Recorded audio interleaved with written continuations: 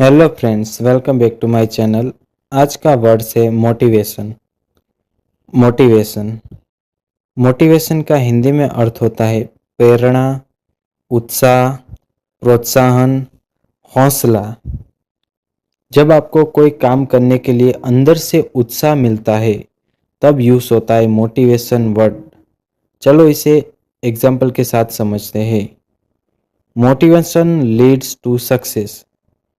प्रेरणा सफलता की ओर ले जाती है। She gives motivation to other. वह दूसरों को प्रेरणा देती है।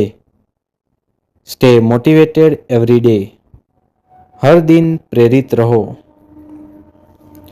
सो फ्रेंड्स, आज का वर्ड था मोटिवेशन। अब आप कमेंट में लिखो डेली मोटिवेशन।